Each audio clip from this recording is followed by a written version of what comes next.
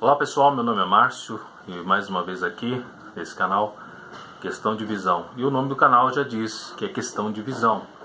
É um procedimento a qual eu estou fazendo reflexão daquilo que eu penso, daquilo que eu acho ou daquilo que eu acredito, né? É uma reflexão, é a minha visão. E a minha visão não retrata ser a sua visão. Por isso que o canal ele tem essa dinâmica de querer não debater de maneira grosseira e agressiva, mas discutir os assuntos sobre os ponto de vista de cada um, né? Eu acho que isso é interessante.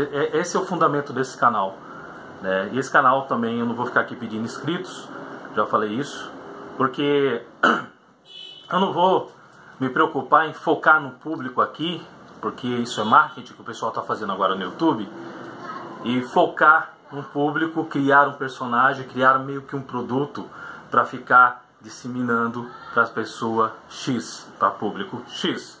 Então minha reflexão um dia pode ser conveniente para uma determinada classe de pessoas, pode ser para outra classe, de repente alguém que gostou de um vídeo pode não gostar de outro.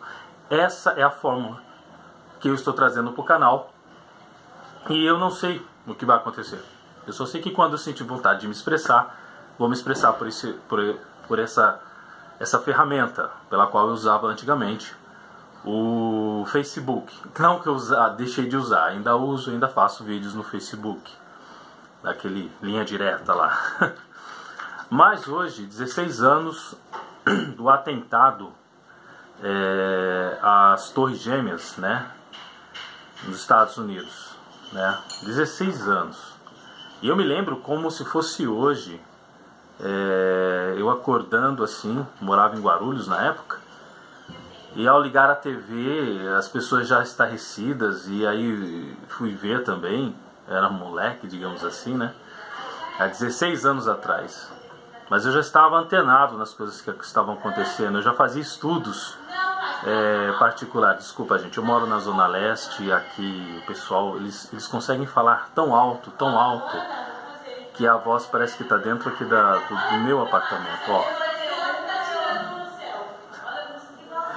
Infelizmente é assim, né? Eu não tenho estúdio, tá, gente? Eu não tenho estúdio, eu não tenho cenário, eu não tenho aqui... Aqui é simplesmente um cara falando, tá? Então ocorre todas essas coisas. E eu não vou xingar a pessoa porque ela está falando, porque ela está no direito dela, é de dia, né? Ela está na porta da casa dela, ela está conversando com alguém numa altura de um volume que é adequado, porque só me atrapalhou porque eu estou gravando, mas eu não posso xingar a pessoa por isso, né? Como algumas pessoas fazem, que é gravar em pleno silêncio, e se alguém fizer um barulhinho, já mete o palavrão. É horrível, isso é horrível. Mas o assunto não é esse, o assunto é as Torres Gêmeas, o atentado, as teorias de conspiração que geraram em torno disso, né? Quem não viveu aquele momento não ficou estarrecido e falou: o mundo acabou. Eu vi várias pessoas à minha volta falando: nossa, agora acabou o mundo, agora vai ser uma terceira guerra mundial. Era bem propício para uma guerra, sim. Mas uma guerra contra quem? Contra o terrorismo? Uma guerra contra quem? Contra um grupo, né? Salvo engano eu, Al-Qaeda, né? Osama Bin Laden, enfim. E as pessoas entraram em pânico. As pessoas acreditaram que acabou tudo, agora não temos mais vida, porque os Estados Unidos vai revidar. Sim, revidou. Lembramos muito bem a forma como revidou, né? Mas o que aconteceu naquele dia?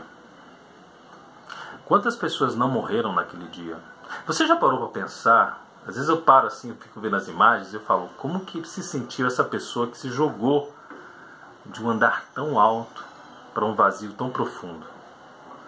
A pessoa simplesmente acordou, porque o lado que eu penso disso não é o terrorismo, não é as teorias de conspiração, não é a forma como as pessoas às vezes abrangem o assunto. Eu penso do lado psicológico. A pessoa acordou e disse: eu vou trabalhar. Eu estou na América, Estados Unidos, a grande potência do mundo.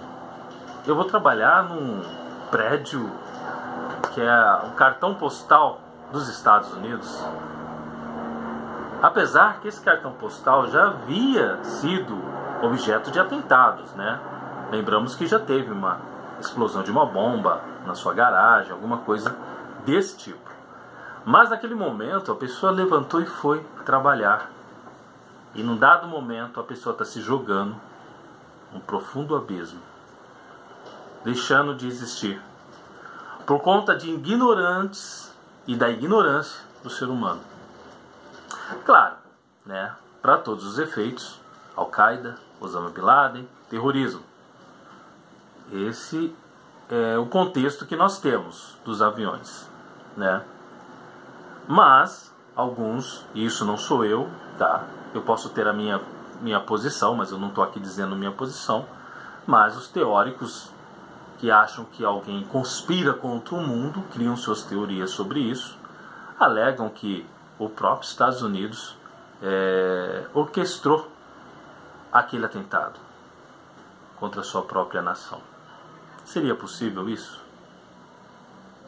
Para os seus próprios interesses? Para articular uma situação? Eu vou ser muito franco com vocês. É difícil acreditar nisso, mas não é impossível. Eu não estou dizendo que seja, eu estou dizendo que pode ser. Eu não estou dizendo que nesse caso específico isso tenha acontecido. Eu estou dizendo que isso é um ensejo de que em outros casos pode ter acontecido. Quando nós olhamos a Grande Guerra e quando nós olhamos a Segunda Guerra Mundial, eu, Márcio, particularmente, eu acredito que a Segunda Grande Guerra ela teve um início determinante pelos Estados Unidos, sim. Não diretamente a nação, o governo, mas por pessoas que fomentaram aquela questão ideológica na Alemanha, né? É claro que hoje, quando você procura na história, e não na história convencional, porque nós temos um grande problema. Você encontra a informação dada pelos órgãos de comunicação, que basicamente passam aquilo que o governo deseja que seja passado, isso nós sabemos, né? Não somos infantis, não vamos ser pueris aqui a achar que isso não é verídico.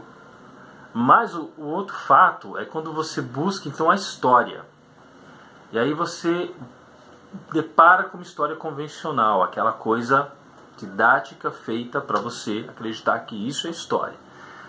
E aí quando você tenta mexer, que eu chamo, né, na Deep Web da história, né, a Deep Web da história, ir lá para as profundezas, procurar até as teorias absurdas, né, você encontra às vezes fatos e histórias que você fala, peraí, esse contexto eu não tinha, ou melhor, esse texto eu não tinha para o meu contexto. Quando eu fui pesquisar sobre a Primeira Guerra, a primeira coisa interessante da Primeira Guerra, bom, a Primeira Guerra ela a Primeira Guerra Mundial, ou a Grande Guerra, né? Ela se dá pelo contexto da morte de Franz Ferdinandes. E aí é muito fácil você entender todo o conceito do barril de pólvora ali, né? Na Sérvia, tudo. Eu não vou aqui retratar a história para quem conhece, e quem não conhece sentir interesse. É um assunto muito legal. É muito legal, é uma informação muito bacana, né? Eu, como gosto, amo história, né? Eu sempre estou, né, inserido nesse tema, porque é um grande quebra-cabeça. O mundo é um grande quebra-cabeça. E você achar as peças certas para ir montando e para conseguir entender o que acontece hoje, 16 anos depois do 11 de setembro, você para ainda analisar. Caramba, eu não sei do que as pessoas realmente são capazes. Eu não sei do que as pessoas, pela ganância, realmente são capazes de fazer.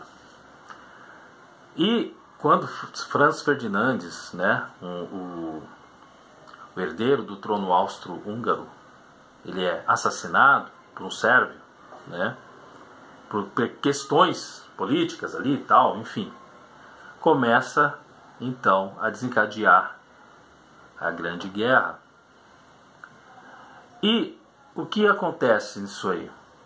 Você não tem a ideia de que alguém fomentou isso aí. Não, isso realmente aconteceu. Não houve uma ideologia sendo fomentada, não houve características de influências diretamente externas para que isso acontecesse, a não ser o próprio barril de pólvora que estava acontecendo no leste europeu, naquele exato momento, onde ainda existiam os impérios, né? A Alemanha era o Império Otomano, enfim. Né?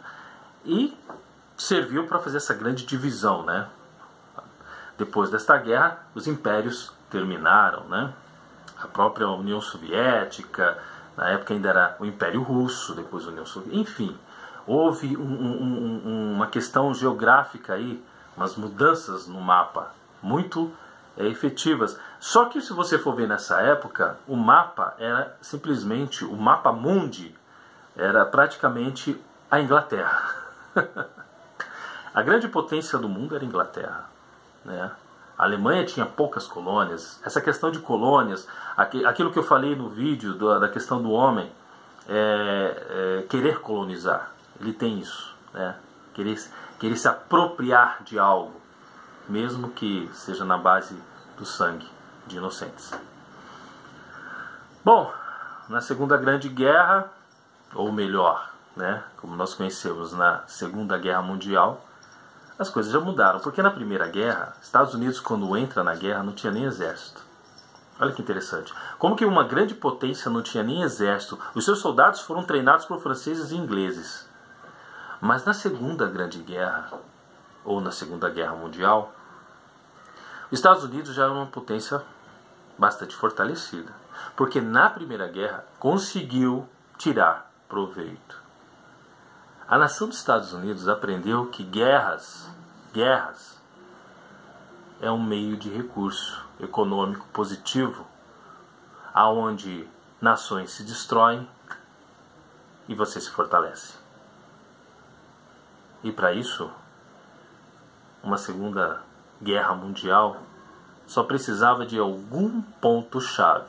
Já não era mais necessário que, apesar dos extremos, mas não era necessário esperar explodir outro barril de pólvora, era necessário criar um barril de pólvora. Quando eu falo isso, eu fico abismado quando eu vejo americanos ganhando medalhas do regime alemão da Segunda Guerra Mundial.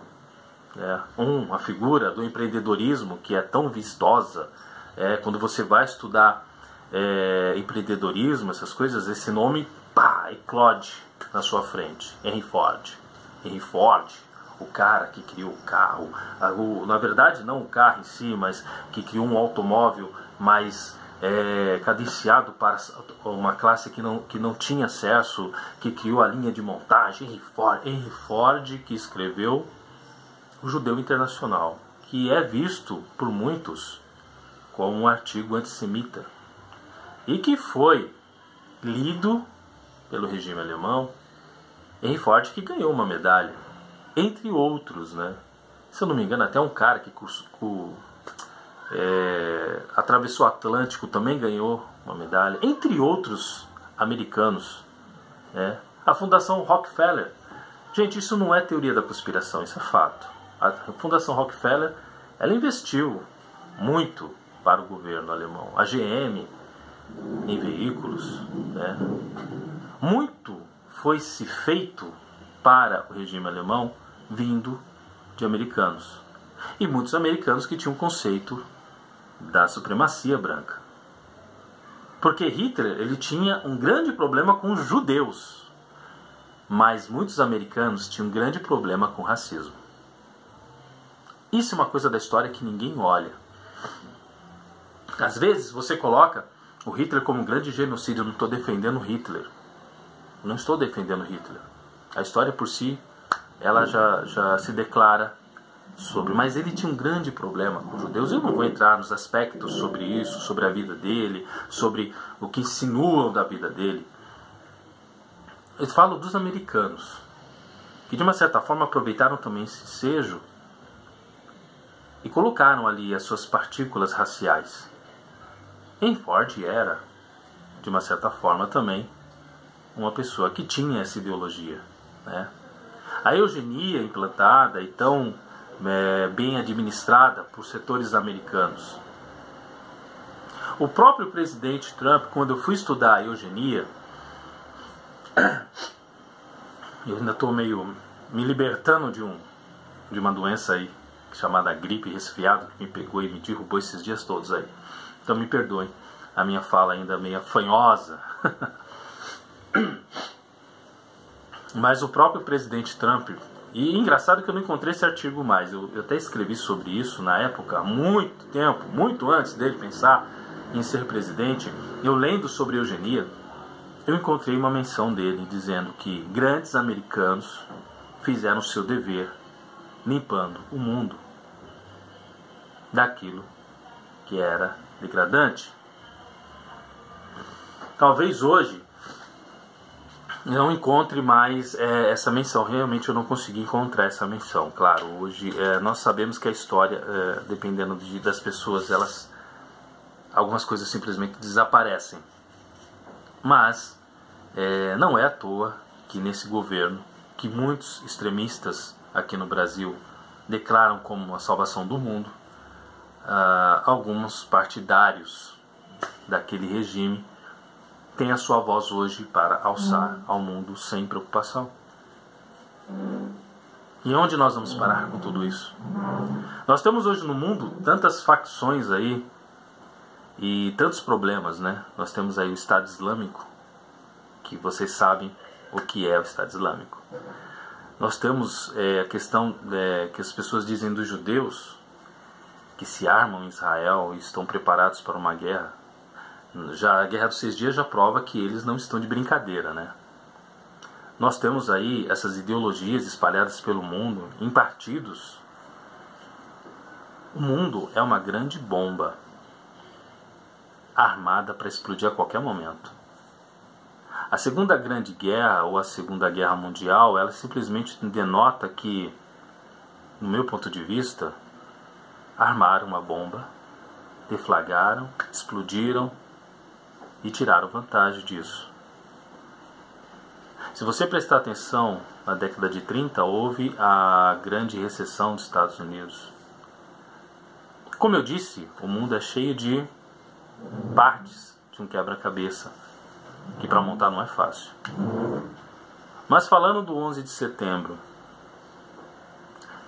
seja ele por terroristas ou não, seja por fanáticos, lunáticos, ou alguém simplesmente que resolveu falar, eu quero que se dane, vou explodir esse avião.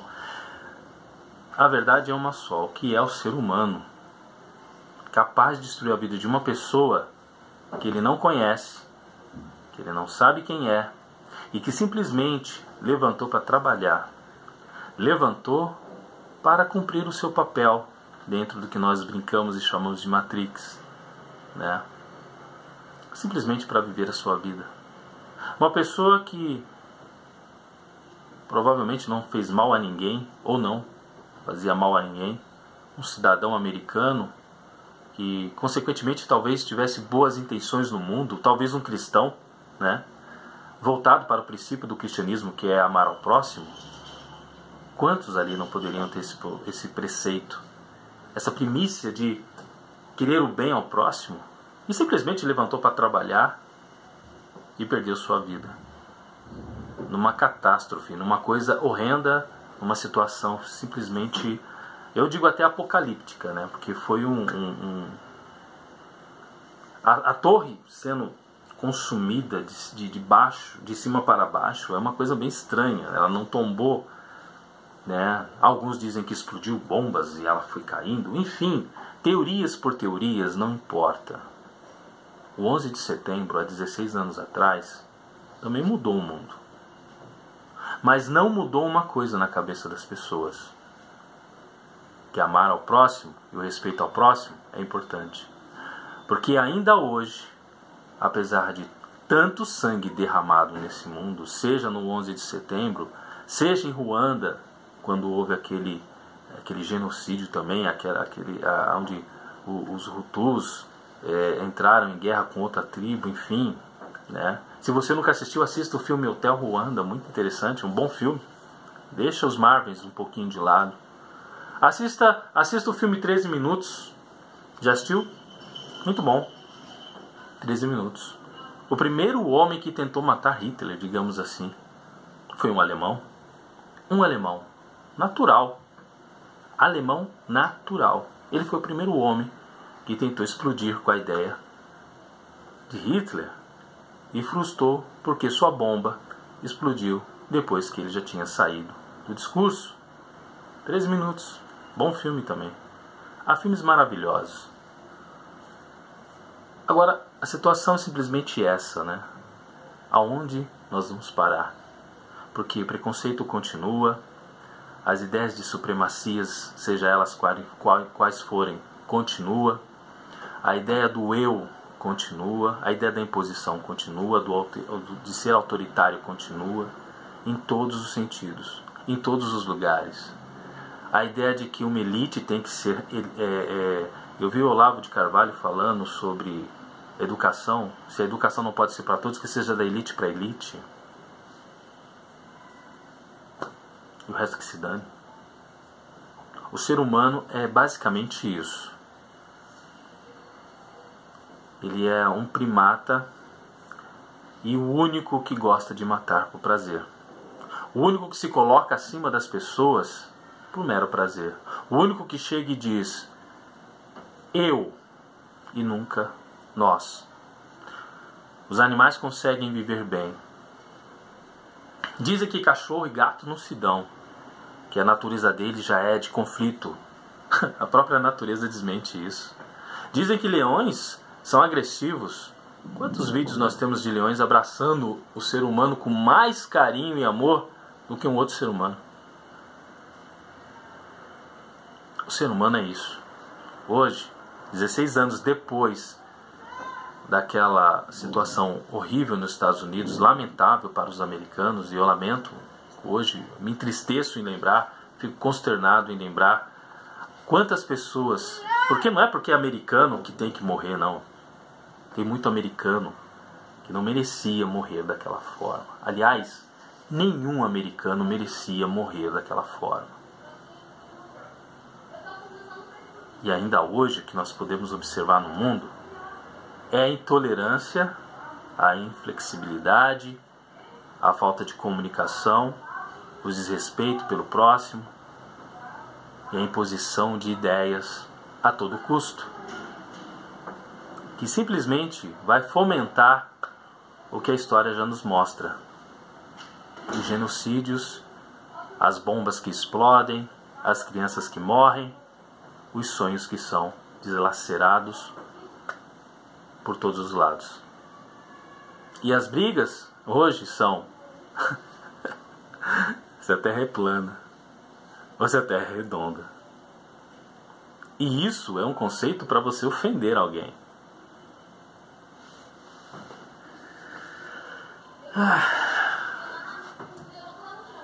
Às vezes eu me pergunto, qual a perfeição disso tudo? Você consegue me responder?